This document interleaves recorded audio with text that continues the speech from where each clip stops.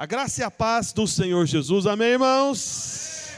Sejam bem-vindos aí ao nosso primeiro dia do estudo de Apocalipse, né? Eu até estava mudando o perfil do Instagram da igreja, e eu coloquei lá na quarta-feira, culto de Apocalipse, né? Que eu fiquei pensando, né? Culto de quarta, culto de estudo bíblico. Eu falei, quer saber de uma coisa? Eu vou chamar esse culto do nome do livro, né? Aí quando a gente for para, por exemplo, Gênesis, né? Que é um livro assim que é o meu sonho estudar Gênesis. Aí eu penso, vai demorar aí uns 5 anos, de repente, estudando o livro de Gênesis, que são muitos capítulos, e o livro de Gênesis é muito importante também, porque, e aqui já até começando, de certa maneira, o nosso estudo, né? Eu posso dizer para você que o livro de Gênesis, né, a importância dele, é porque todas as verdades da palavra de Deus, da Escritura, são semeadas antes no livro de Gênesis, amém? Então, Gênesis, que é o livro do começo, todas as sementes estão lá. Aí no restante dos livros da Bíblia vai crescendo, né? Até a própria realidade do inimigo, né? Do nosso inimigo, está lá em Gênesis. Lá ele é apresentado como a serpente. Só que aí ao longo dos séculos, ao longo dos milênios, ao longo da história do povo de Deus, da igreja, né? De tantas coisas, desse mundo caído, essa serpente vai sendo fortalecida, alimentada. Em Apocalipse, a antiga serpente é apresentada como dragão. Percebe como é que as coisas acontecem? Então, todas as verdades são semeadas lá, né? A primeira menção, vamos assim dizer, relacionada ao Evangelho, a graça, a vinda do Senhor Jesus Cristo, também está lá em Gênesis, no capítulo 3, logo depois da queda. E a própria provisão de Deus para a queda do homem já foi um anúncio do Cordeiro que viria. Amém? Que diz a palavra de Deus, Paulo disse, né, que foi morto desde a fundação do mundo, né? Então, quando que mostra na Bíblia um cordeiro que foi morto na fundação do mundo? É porque já estava implícito lá em Gênesis, quando Deus ele sacrifica um animal e pega a pele daquele animal para cobrir a nudez de Adão e Eva, por consequência da queda. Então, aquilo já era o cordeiro, era o anúncio do cordeiro que viria para cobrir a nudez dos nossos pecados e nos justificar. Amém? Então, todas as verdades estão semeadas lá em Gênesis, e em Apocalipse nós temos a conclusão final. Na verdade, pensando bem, né, de certo modo, alguém até poderia dizer, pastor, então a gente poderia começar com o estudo, era de Gênesis, né, não de Apocalipse. Né, mas por que de Apocalipse? Porque realmente nós estamos no tempo do fim. Amém? E segundo o apóstolo Paulo, lá no começo da carta aos Hebreus, ele diz, né, que nestes últimos dias, lá no capítulo 1 de Hebreus, nestes últimos dias, tem nos falado por meio do Filho. Então veja que Paulo, ele começa essa carta aos Hebreus, né, aos judeus de fato, especialmente aqueles, né, que estavam convertidos, né, os judeus messiânicos, ele começa dizendo que um dos sinais dos últimos dias é o falar do Filho. Então, desde que o Filho começou a falar, nós começamos os últimos dias. Né? E a carta aos Hebreus foi escrita aí por volta do ano 60, 50, na verdade, né? Depois de Cristo. Né? E o que acontece? Se nessa época, né, entre o ano 50 e 60, depois de Cristo, esse autor bíblico, inspirado por Deus, disse que era a época dos últimos dias, imagina em 2023 depois de Cristo. Imagina, né, cerca de 2000 anos depois. Será que nós estamos no final? Nós estamos no final do fim. Amém? Então, realmente, estamos nesse tempo. E muitas coisas aconteceram nos últimos anos que sinalizam toda essa questão e muitas outras que começarão a acontecer, desde essa questão da Covid, essa própria questão dessa guerra lá de Israel, né, que tem perdurado e não sabemos o que pode provocar por consequência. Existem vários estudiosos, né, da história, não estou nem falando de questão religiosa, não, né, da fé, da Bíblia, né, eu creio nisso, eu creio naquilo, não, pessoas do mundo mesmo. Né, então já tem pessoas comentando sobre o risco de isso se tornar realmente o começo da Terceira Guerra Mundial. E eu não sei se você sabe, eu já estou falando tanta coisa, né? E olha que eu nem, assim, a princípio eu não comecei, mas eu acho que eu já estou começando sem falar que eu comecei. Mas existe uma questão para ser concluída a respeito do fim, que, a meu ver, né, e na visão de muitos estudiosos da palavra de Deus, não consegue encontrar saída para se concluir a respeito das profecias dos últimos dias, senão através de uma guerra muito forte ali na região do Oriente Médio, especificamente Jerusalém. Que é o quê? Então, uma coisa que a Bíblia diz em Apocalipse é que o anticristo, ele vai profanar o templo dos judeus. Amém? Então, os judeus, né, existem várias instituições que são privadas, não é do governo de Israel, não. Então, são grupos de judeus que estão esperando ainda pela vinda do Messias, né, porque o judeu, você sabe que ele está esperando até hoje, né? E, inclusive, a vinda visível do Senhor Jesus nos ares, montado no cavalo branco, com manto tinto de sangue, aquilo lá é para o judeu identificar o Messias. Porque eles verão, de fato, né, com os olhos físicos, naturais mesmo, não é uma visão espiritual, é uma visão natural mesmo. Eles verão aquela cena, aquela imagem, e eles vão se lembrar de Davi saindo das guerras. Porque Davi é justamente esse rei, né, de Israel, que aponta para justamente o Messias que viria para reinar nessa terra em Israel. Entende? Então, por isso que foi feita a promessa a Davi, que da descendência dele, o trono dele jamais seria fim. Por quê? Porque o que viria da mesma forma como Davi seria o próprio Senhor Jesus Cristo, o próprio Messias, o próprio Salvador. Só que acontece, voltando aqui à questão de Apocalipse, como eu estava dizendo. Então, a Bíblia fala que a Bíblia fala que o templo será profanado pelo anticristo. Mas veja bem, aonde está o templo hoje? Tem templo hoje?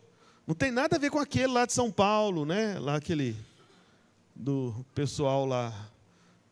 Meu amigo, minha amiga, não é aquele lá não. Onde está o templo, né, dos judeus? Não é aquele, não está no Brasil. O templo, por uma série de questões, inclusive da lei, porque os judeus que vão reconstruir o templo, você está me entendendo, amém?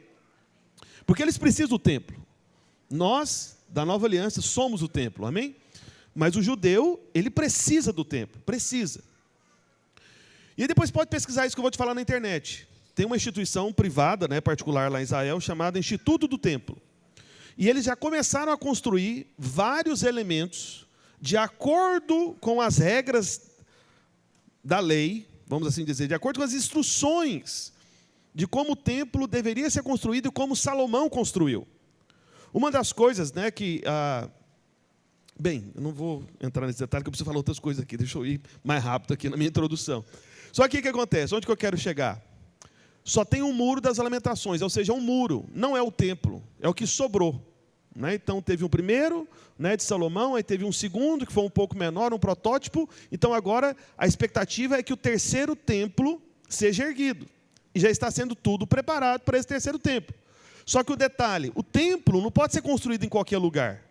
Segundo, né, o Antigo Testamento. Segundo, né, o que os judeus sabem, né, conforme a Escritura, de fato.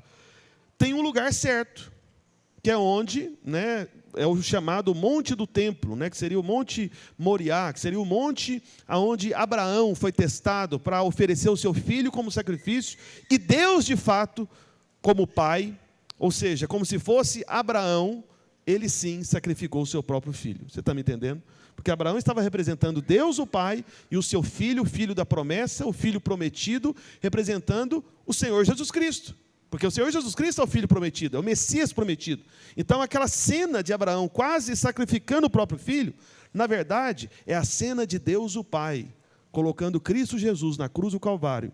E o Pai, sim, de fato, teve que sacrificar o próprio filho, por mim e por você. Amém? E aí nós temos a obra consumada, o sangue derramado, e aí, de fato, o Cordeiro, ele não apenas cobre os nossos pecados, como aconteceu lá em Gênesis, mas ele apaga os nossos pecados e nunca mais se lembra. Amém? Só que o templo é necessário para o cumprimento das profecias finais da palavra de Deus.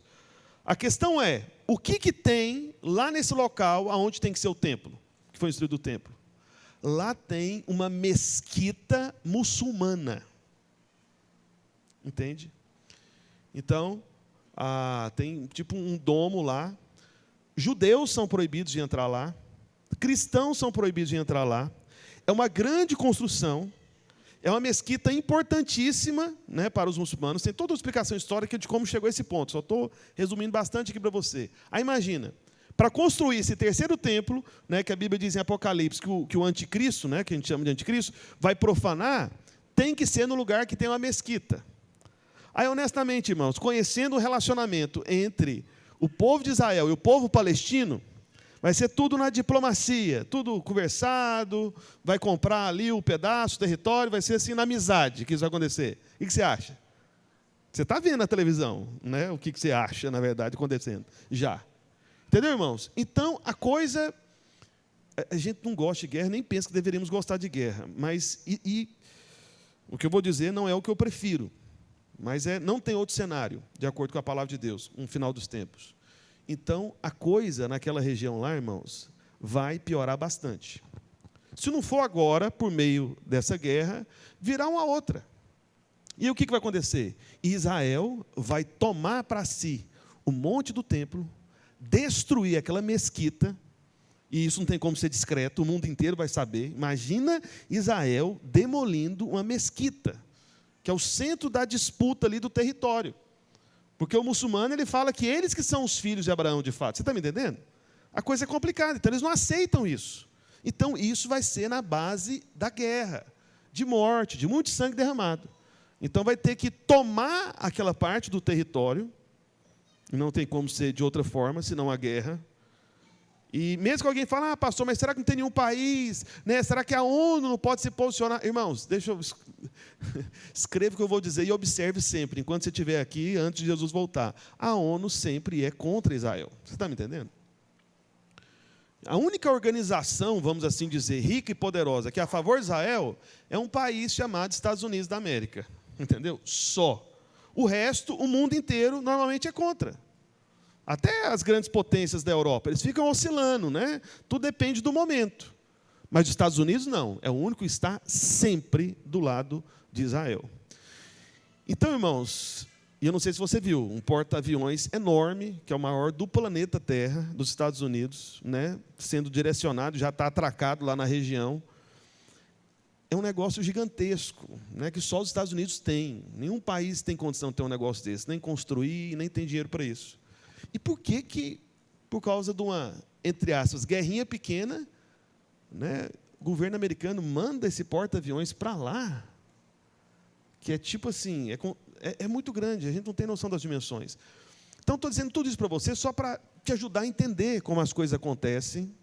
E como eu já falei para os irmãos na época da pandemia, a pandemia foi o primeiro e principal exercício até hoje, na história da humanidade, para o momento que a Terra viverá, nós não estaremos aqui, alguém diga amém, por favor. Para o momento que a Terra viverá, quando houver um governo mundial. Foi um teste, foi um treinamento. Porque no período da pandemia, você lembra? Né? Foram 2 anos, 2 anos e meio? 2 anos, 2 anos e meio, hein? 2 anos pelo menos, né? Você chegou, foi isso mesmo. Então, o que acontece? O presidente da OMS, a OMS é o braço da saúde da ONU, né? A ONU tem vários departamentos, vamos assim dizer. Um deles é a OMS. Então, é a ONU, no final das contas, só que é relacionado à saúde. OMS, Organização Mundial de Saúde. Aí, o presidente da OMS, do nada, por causa da Covid, ele virou o presidente do planeta Terra durante 2 anos. Entendeu? A questão é, quem que elegeu ele? Não tem votação. Quem que definiu? Não foi a gente. Você está me entendendo?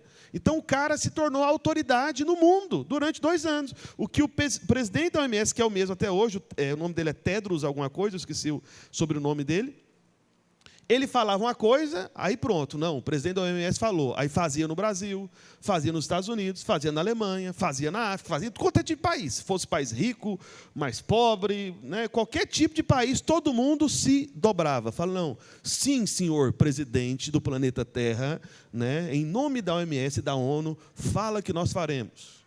Põe máscara, toma vacina, fecha o supermercado, fecha o lugar onde você trabalha. Fica longe da sua família. Seja internado. Não, agora não pode internar, não. Não, agora é na sua máscara, agora são 2. A vacina vai resolver. Não, precisa de uma segunda dose. A gente descobriu agora que tem a 3ª. Mas vai precisar da 4ª agora também, para reforçar. Por que não a 5ª? E aí, assim, as coisas foram acontecendo e todo mundo foi seguindo. Como se fosse um rebanho, uma boiada, né, seguindo ali o boiadeiro, né? Simples assim. Então, isso aconteceu diante dos nossos olhos. E eu tenho certeza que a maior parte das pessoas Se alguém dissesse para nós, há 10 anos atrás, que algo desse tipo iria acontecer na nossa geração, irmãos, eu tenho certeza que nenhum de nós aqui acreditaríamos. Eu não iria acreditar. Se alguém me falasse 10 anos atrás, vai chegar um tempo, na sua geração, você vai ver um momento que o presidente da OMS vai virar o presidente do planeta Terra, durante 2 anos, pelo menos. Foi um treinamento, para ver até o povo, onde o povo suporta. Então, teve um treinamento de 2 anos, talvez pode surgir um outro treinamento um pouco mais longo, de 3 anos ou 4 anos, até que o planeta Terra fique preparado para um governo mundial de 7 anos, que é o que está escrito em Apocalipse. Entendeu? Então, é treinamento. Né? E aí o povo foi suportando isso. Mas aqueles que esperam pelo Senhor Jesus Cristo e não pelo anticristo, não estarão aqui. Amém?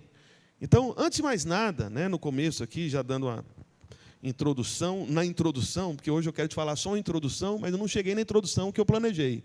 Aí tem uma introdução da introdução, você está me entendendo? Então, veja, antes de mais nada, uma coisa que você deve guardar no seu coração, meu irmão e minha irmã, nesse estudo de Apocalipse, que eu confesso que eu não sei quando acabaremos, creio que no ano que vem, amém? Vamos trabalhar para acabar no ano que vem, pelo menos no ano que vem, não é possível, não pode passar do ano que vem, não.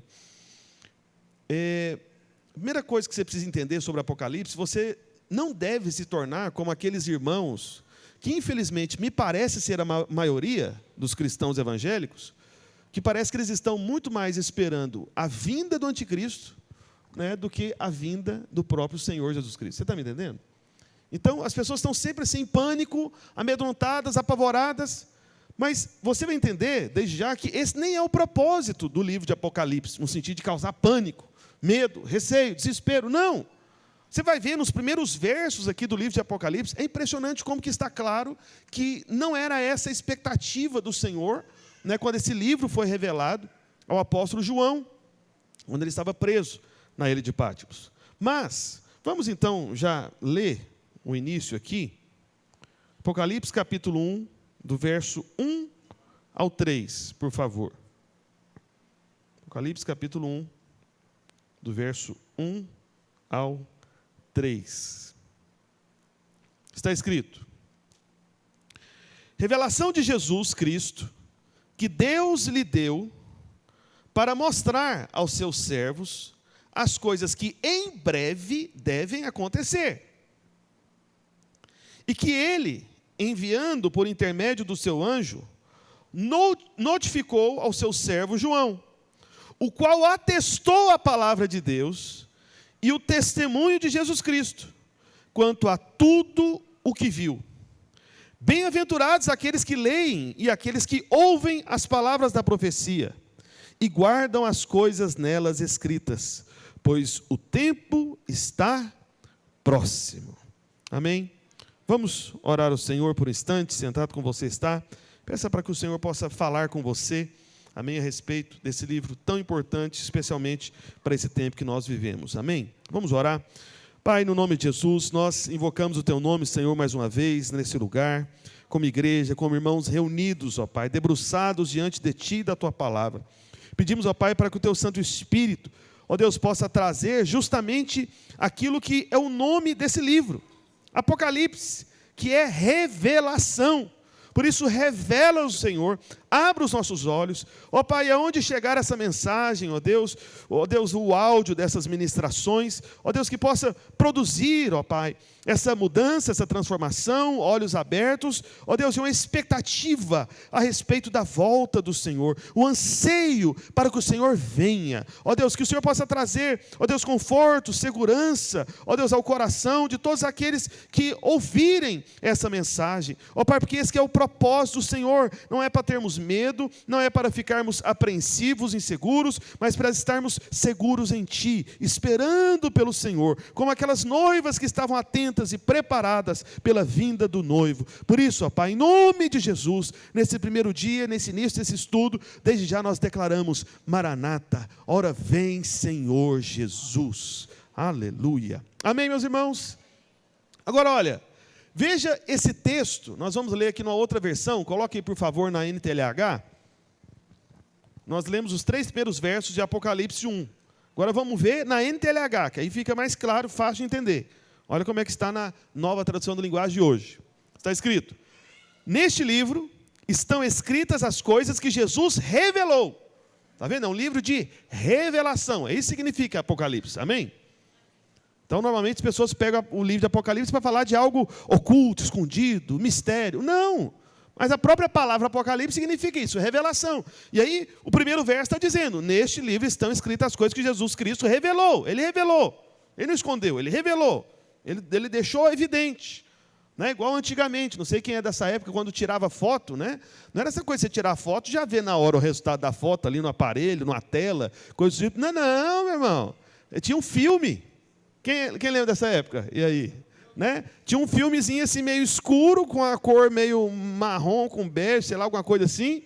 Parecia uma reguinha. Aí você tinha que levar lá na como é que é o nome da empresa?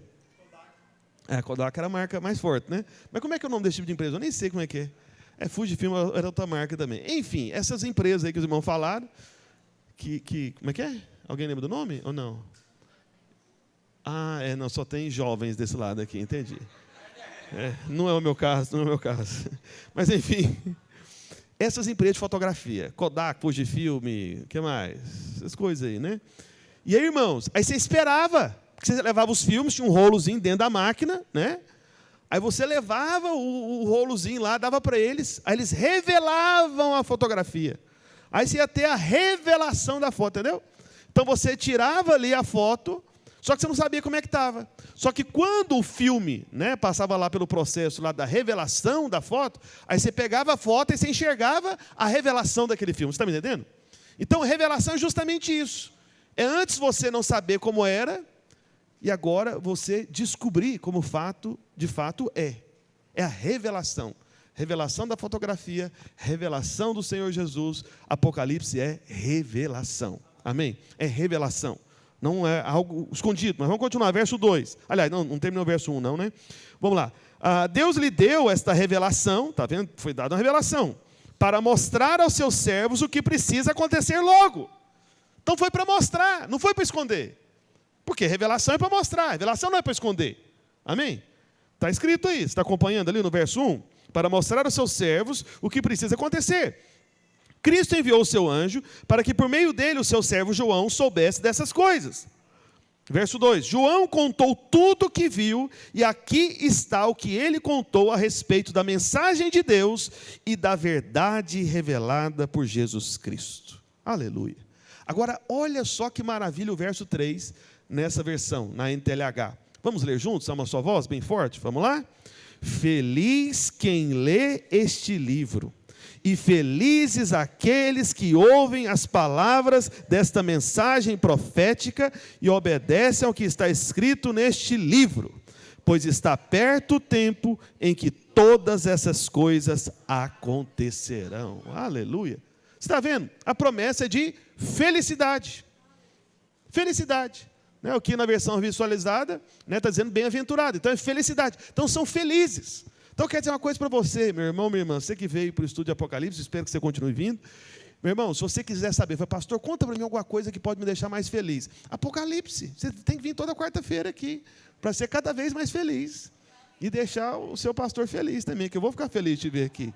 Né? Porque eu vou te falando de algo que me deixa feliz, que te deixa feliz, e seremos felizes. Amém? É o que está escrito, é o que está escrito. Né? No verso 3, feliz quem lê este livro e felizes aqueles que ouvem as palavras dessa mensagem profética. Amém? Felicidade está sendo proposta para você através desse livro, que em muitas igrejas, infelizmente, é considerado um mistério. É considerado algo, sabe assim, selado, não algo revelado, algo fechado, né? Não algo que você vê. Né? Igual mandou o filme lá para revelar. Depois você pesquisa na internet aí, viu, jovem, esse negócio assim, né? Pesquisa no Google, não agora, né? Depois, mais tarde. Como era o processo de revelação de fotografia? Aí você vai entender o que eu estou querendo dizer. Era um processo, né? O negócio era complicado. E não era baratinho também, não.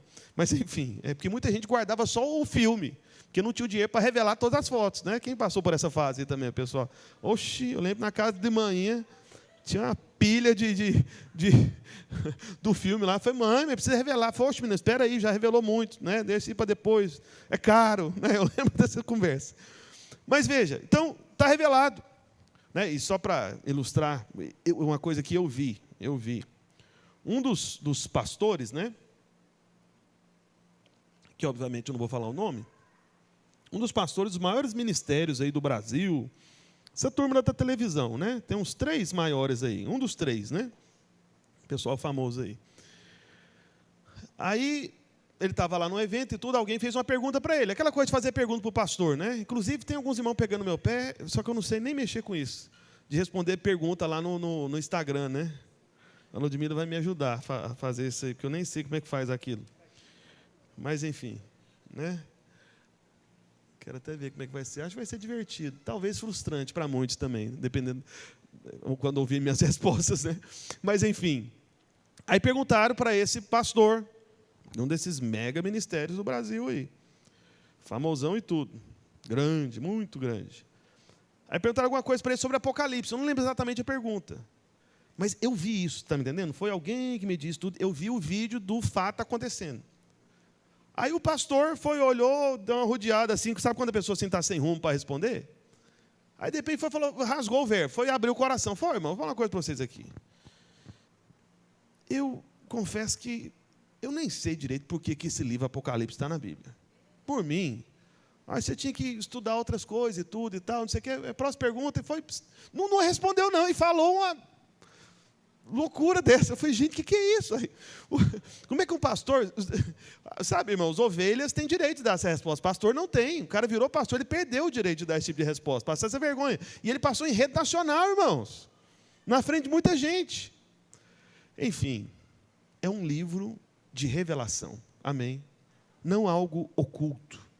E é uma revelação viva que te promete justamente felicidade. Amém? Pois bem, então vamos lá.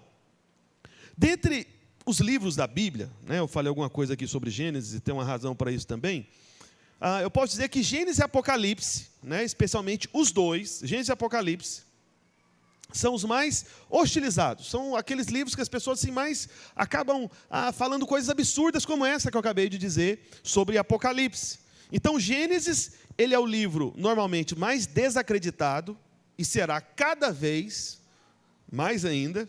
E eu vou dar alguns exemplos aqui, você vai perceber que isso acontece. Por quê? Por exemplo, a respeito de Gênesis. Para aqueles que são os mais intelectuais, né, os ditos aí, pessoas cultas, né, desse mundo, então, para historiadores, cientistas, antropólogos, geólogos, arqueólogos, né, essa turma aí do mundo. Então, para eles, Gênesis é apenas um mito. É um mito. Né, igual tem um mito da caverna de Platão. Para eles, Gênesis, né, esse negócio de Adão e Eva, é um mito. Isso não aconteceu. Isso é uma história para ilustrar um pensamento que eles querem prender as pessoas através de uma religião. Então, para esses homens, é um mito. Né? Então, para eles, Adão e Eva, a árvore do conhecimento do bem e do mal, o dilúvio, né, que está em Gênesis também, a própria serpente falante, né, e tantas outras coisas não passam de fantasias da mente humana. Entendeu? Então, para eles é tipo uma história, né? Como se fosse Crônicas de Nárnia, né? Uma coisa do tipo, né? Que alguém escreveu lá antigamente, alguém inteligente, para poder dar um rumo de alguma origem. Então, para eles é isso. E nesse empenho do diabo, né? Para fazer desacreditar todo o texto bíblico, e agora eu estou falando de toda a Bíblia de Deus, toda a palavra de Deus, Bíblia de Deus, é a Bíblia de Deus mesmo, né? Toda a palavra de Deus, Gênesis é encarado como mera ficção. Porque eu vou te falar, se você for perceber bem, se muitas das verdades contidas em Gênesis, como eu falei, Gênesis é o livro das sementes, da origem, dos começos. Se você desacreditar essas verdades de Gênesis, você consegue desacreditar toda a palavra de Deus. Você está me entendendo? Por quê? Se Adão e Eva não existiram e não teve essa conversa de queda de pecado, então para que um Salvador? Então, porque se não teve Adão e Eva e não teve essa conversa do pecado, então não tem condenação. Então não tem juízo. Então a vida é só isso aqui. A gente morre e vira, né, semente da terra, igual bicho. Não acontece nada. Não tem nada além. Você está entendendo? Então se você começa a demolir, né, destruir, combater, desacreditar essas histórias iniciais de Gênesis, você vai cancelar todo o restante da palavra de Deus. E o diabo sabe disso. E o diabo trabalha nisso. Só que a questão é, né, qual que é o motivo, né, do porquê, né, a razão do diabo se opor tanto a esse livro. A grande razão, né, para dizer como a razão principal do diabo se opor tanto ao livro de Gênesis é porque justamente no livro de Gênesis está a primeira profecia da Bíblia, aonde Deus declara que Satanás será derrotado e o Senhor Jesus Cristo será o vencedor e aqueles que creram no Filho de Deus serão resgatados, redimidos, justificados e glorificados e reinarão com Ele. Amém? A primeira profecia está em Gênesis 3,15, né, quando fala, né, então, coloquei Gênesis 3,15, né, eu sei que, eu queria saber que horas que eu comecei a falar, porque eu precisava ter uma noção de tempo, eu não vi que horas que eu comecei, alguém sabe ou não, hein? Alguém olhou? Ou os irmãos, não está nem aí para nada, né? Fala, pastor, deixa para lá. É porque eu estava tentando lembrar, irmãos, eu confesso que eu não lembrava, não lembro ainda, né? O nosso culto de quarta-feira, quando a gente fazia antes, que a gente está voltando agora, né? Era de 7h30 às 9 ou 7h30 às 9h30? Alguém lembra? Eu me esforcei tanto para lembrar. Era até às 9 mesmo? Ah, tá bom. Oh, irmão, obrigado. Aleluia. Vejo que tu és profeta. Oi. 30 minutos? Tá vendo? 30 minutos. 30 minutos. Com Red Bull, parece que foi 5 minutos. Então, veja. Eu estou fazendo patrocínio aqui de graça para esse povo, né? Mas vamos lá. A gente pode ir até 9h15, pelo menos? Pode? Amém? Não, até 9h15, vai dar certo, né? Pastor, eu não queria ir embora agora de 9 horas. Fica, irmão. Amém? Eu insisto. Mas se quiser ir embora, vai discretamente, vai bagunça não, né? Levanta devagarzinho, assim, tudo. É igual o grupo do WhatsApp, não sei se você sabe, agora tem como você sair do grupo em silêncio. Eu achei tão legal isso. Eu falei, gente, olha que coisa boa, né? Você sai e ninguém percebe que você saiu. Eu acho ótimo isso, né? Eu não sei se é uma coisa lá de Goiás, tem uma expressão que é sair, meu pai falava isso. E meu pai, às vezes, ia a eventos de família, ele queria ir embora, e a família é muito grande. Meu pai tinha 11 irmãos, era uma família de 12. Minha avó ficou grávida, na verdade, 17 vezes. Era para ter sido mais, só que aí alguns não prevaleceram, né? Aí, quando queria sair de festa de família, que é um monte de gente e tudo e tal, aí ele puxava a gente no canto e tudo, e falava para mim, para meus irmãos, né, minha mãe, falou, olha, a gente vai sair à francesa. Tem essa expressão aqui também? Tem, né? Deve ser coisa do Brasil inteiro, né? A primeira vez que eu ouvi sair à francesa, como que é isso, né? Aí era para sair discretamente. Você não falava com ninguém, cumprimentava ninguém, você só ia se espalhando, assim, como se fosse quase uma gangue, assim, uma equipe, né? Um sai para cá, o outro sai para lá e tudo, aí a gente encontra lá perto do carro, né? Ninguém vai nem perceber que a gente foi. Quando eles perceberem, a gente já está em casa, relaxando, dormindo, e aí passou o momento, né? Então, se você for sair, saia à francesa, amém, irmãos? Mas volta para cá. Veja, cadê? Eu falei para ler, né? Verso 15, vamos lá. Porém, inimizade entre ti e a mulher, e entre a tua descendência e o seu descendente. Este te ferirá a cabeça e tu lhe ferirás o calcanhar. O que está escrito aqui? Eu sei que pode parecer um mistério, né? Mas eu vou explicar para você. Veja, essa é a primeira profecia. Alguns teólogos estudiosos da palavra, eles chamam esse verso de proto-evangelho. Proto-evangelho, ou seja, é o início do evangelho. É o evangelho revelado como semente, né, por justamente ser em Gênesis. Então, o que o Senhor está dizendo aqui? Isso aqui foi depois da queda, e o Senhor está falando para a serpente. Então, ele falou, porém, inimizade entre ti e a mulher, entre a tua descendência e o seu descendente. Você percebe ali que a palavra descendente, né, ali antes do ponto, né, na primeira metade do verso 15, a palavra descendente, ela está no plural ou no singular ali, irmãos? Plural ou singular? Singular. Então, veja que aqui está falando que viria alguém de uma mulher, um homem, um descendente. Não está falando de descendentes no plural, está falando de um único. Ou seja, isso aqui já é o anúncio da vinda do Filho de Deus que viria por meio de uma mulher. Entende? Aí o Senhor vai e fala. Ele vai, né, está dizendo o que queria acontecer. Este te ferirá a cabeça, este quem? O descendente. Então haveria um descendente que iria ferir a cabeça da serpente. Amém? Só que a serpente feriria o calcanhar do descendente. É justamente o que aconteceu. Aquilo que o Senhor Jesus Cristo fez na obra do Calvário, na obra consumada, lá na cruz, amém? Isso foi, desde já, o começo desse pisar a cabeça da serpente. Você está me entendendo? O Senhor pisou a cabeça da serpente. Mas aí muitos podem falar, mas pastor, mas o Senhor Jesus Cristo, né, ele teve que tomar sobre si os nossos pecados, as suas maldições, e ele morreu. Pois é, o que a serpente conseguiu fazer com o Senhor Jesus Cristo é como se fosse, sabe, uma pequena ferida no calcanhar. É quase nada. Então, toda mulher sabe o que é uma ferida no calcanhar, né? Quantas aí nunca tiveram que usar sapato, né, que arrancou ali a pele do calcanhar, né? Então, tudo em nome da beleza, da classe, né? Então, você está lá, o negócio está arrancando pedaços do seu calcanhar e você está lá toda plena, né? E tudo, né? Toda, né, desfilando e tal. Quando chega em casa, vai tirar, arranca mais ainda, né? Está lá ferido o calcanhar. As mulheres sabem muito bem o que é isso. Mas veja, a mulher que passa por isso, ela suporta. Às vezes horas de festa. E fica sorridente, feliz, gentil, educado. Não é verdade? Quantas irmãs passaram por isso? Pois é. Então, a ferida no calcanhar, isso não destrói você. Isso não acaba com a sua vida. Isso não deixa você... Eu nunca ouvi falar, e penso que nunca ouvirei, né, alguém falar, não, a irmã estava usando um sapato, machucou o calcanhar dela e tudo, já tem 15 dias que ela está internada. Então, não, isso não acontece. Você está me entendendo? Então, não é algo grave.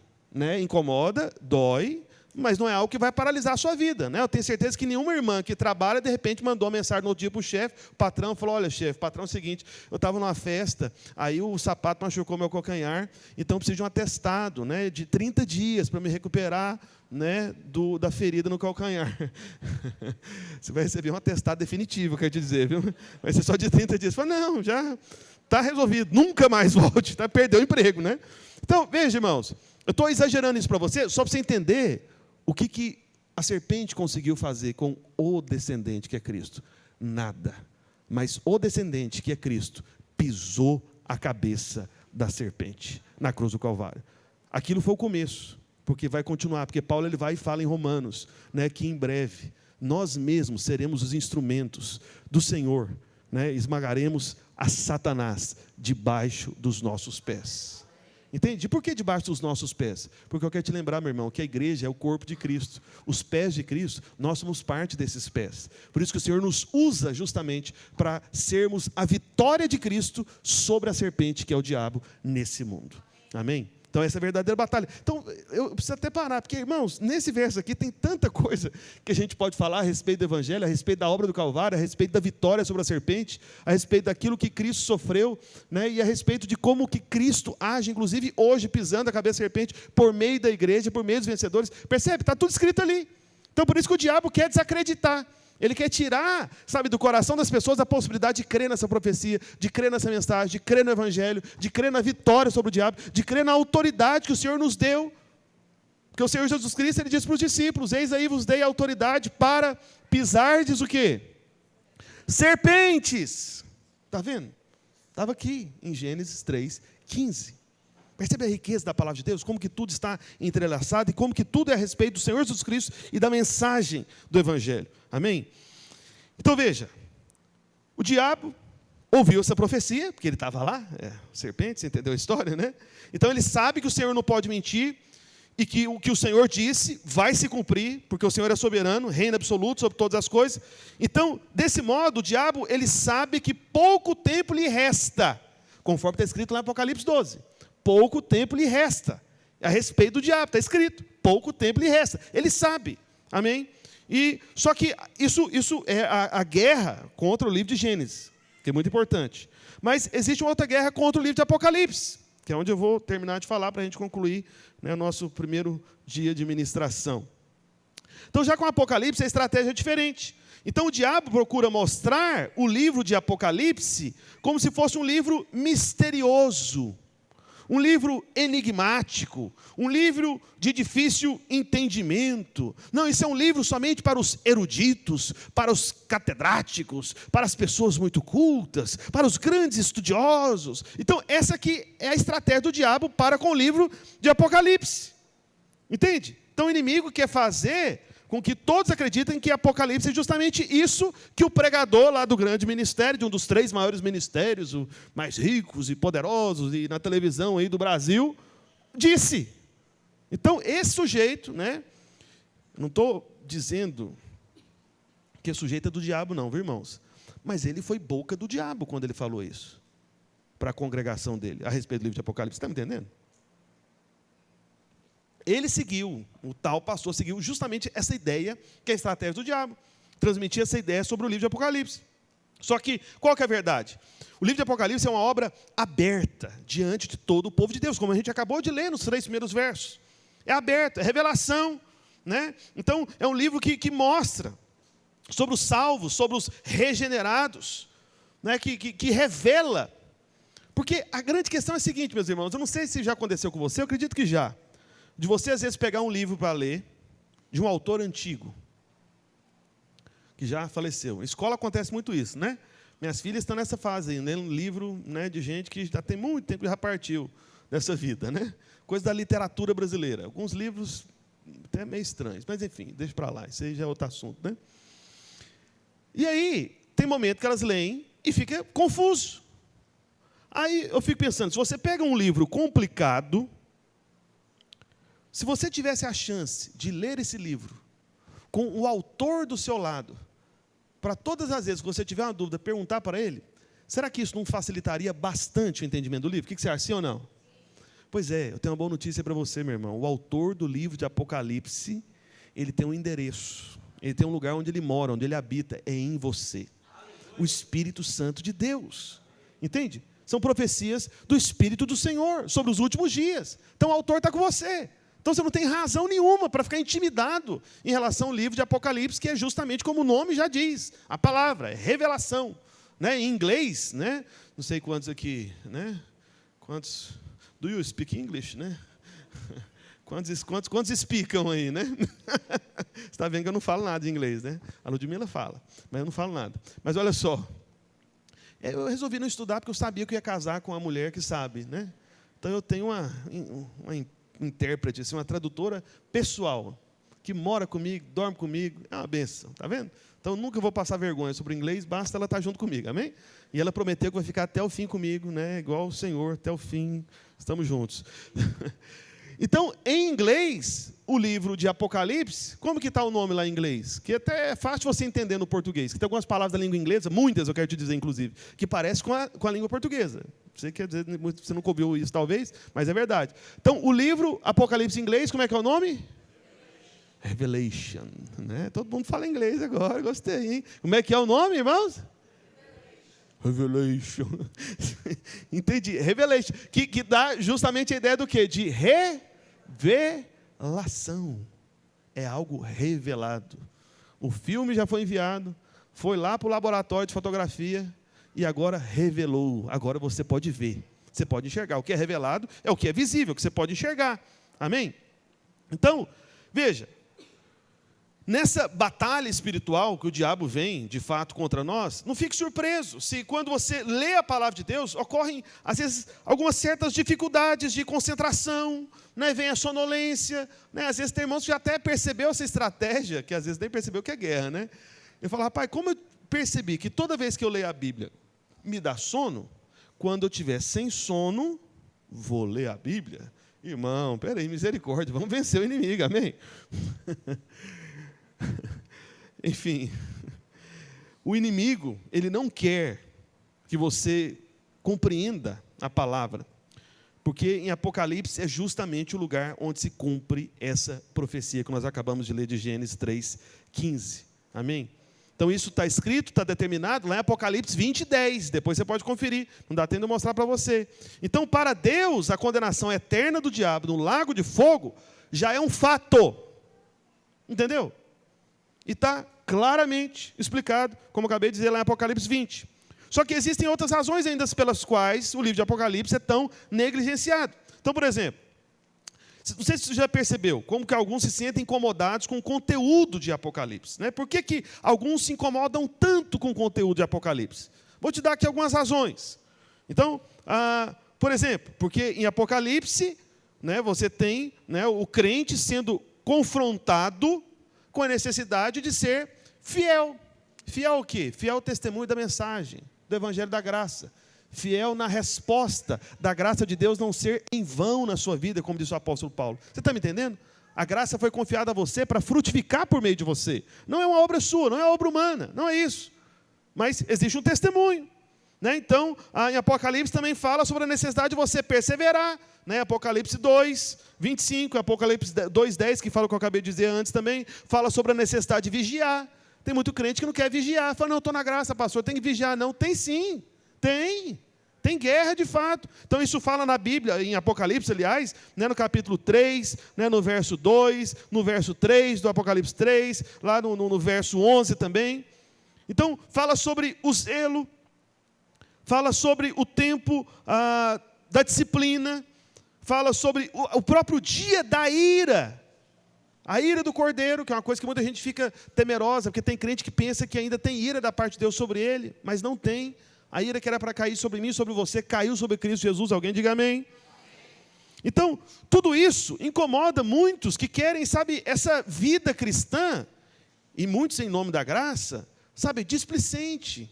Essa vida sem nenhum tipo de empenho, de resposta, de trabalho. Lembra do que Paulo disse? Lá em 1 Coríntios 15, 10? Coloca aí, por favor, rapidinho. 1 Coríntios 15, 10, é sempre bom relembrar esse texto. Quem está lá em cima? Isso, 1 Coríntios 15, 10. Vamos lá, que já está acabando meu tempo. Cadê? Vem aqui para o teclado aqui, irmãos, né? Eu preciso ter um teclado aqui no final, senão eu não paro. Aí eu lembro que eu tenho que parar. Então, o que está escrito? Mas pela graça de Deus, sou o que sou, e a sua graça que me foi concedida não se tornou vã. Antes trabalhei muito mais do que todos eles, todavia não eu, mas a graça de Deus comigo. Então veja, Apocalipse também fala em essência, justamente isso que Paulo está dizendo com tanta clareza. Sobre essa necessidade do trabalho, sobre essa diferença entre crentes. Porque tem uma diferença. E veja, Deus não pode tratar tudo igual como se fosse num pacote só. Nenhum pai de família faz isso. Eu tenho certeza, né? Você principalmente estiver vindo de uma família grande, de vários irmãos, o que acontece? Tinha momentos que determinados irmãos lá da sua casa, né, filho do seu pai e de sua mãe, tinha um comportamento ruim, o que acontecia com ele? Recebiam uma disciplina, recebiam uma correção, é ou não é verdade? Enquanto que, ao mesmo tempo, estava o outro tendo um bom comportamento, recebia um prêmio, recebia um elogio, recebia um presente. Então veja, meus irmãos, em Apocalipse, nós temos uma concentração, especialmente quando nós vemos as 7 igrejas, né, que é justamente no começo de Apocalipse, do Senhor fazendo a distinção, ao vencedor, ao vencedor, ao vencedor, ao vencedor.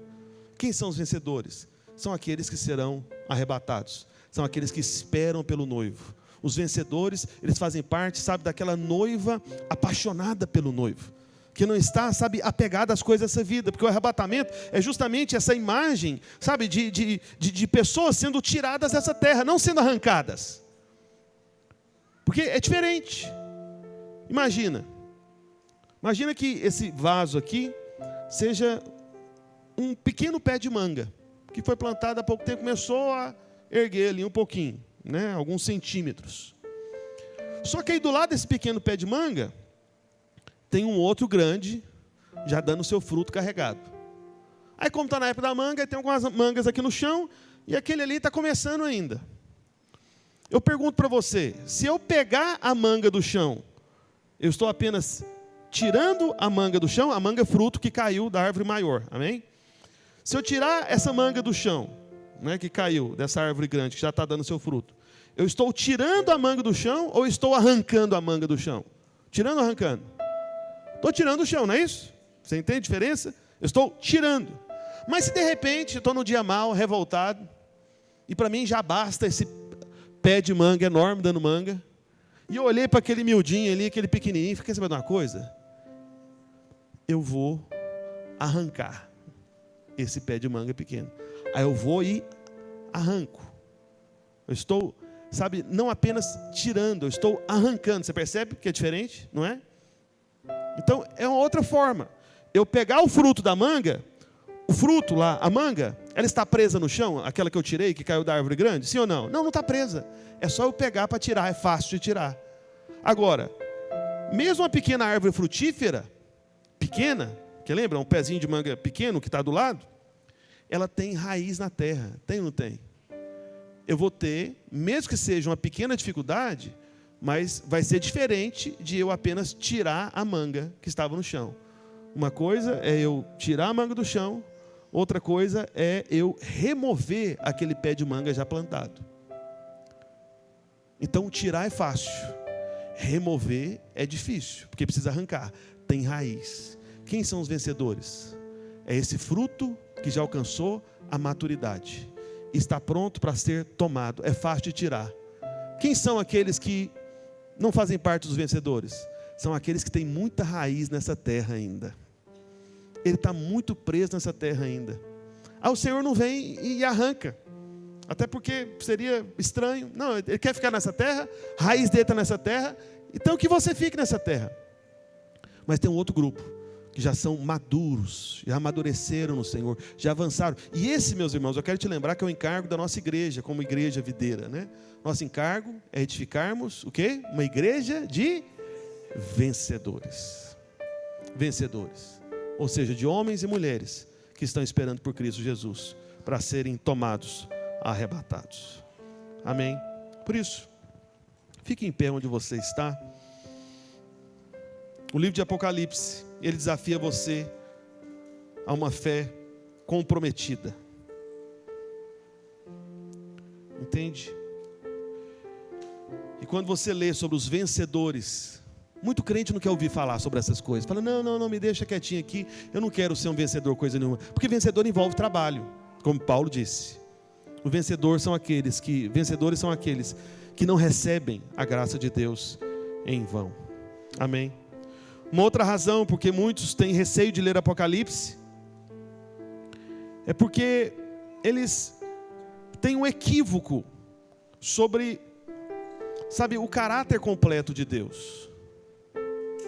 Deus, Ele é amor, Ele é bom, mas por causa da sua santidade, Ele precisa vir realmente para julgar esse mundo, para julgar todos aqueles que estão querendo trazer confusão e resistir à sua vinda.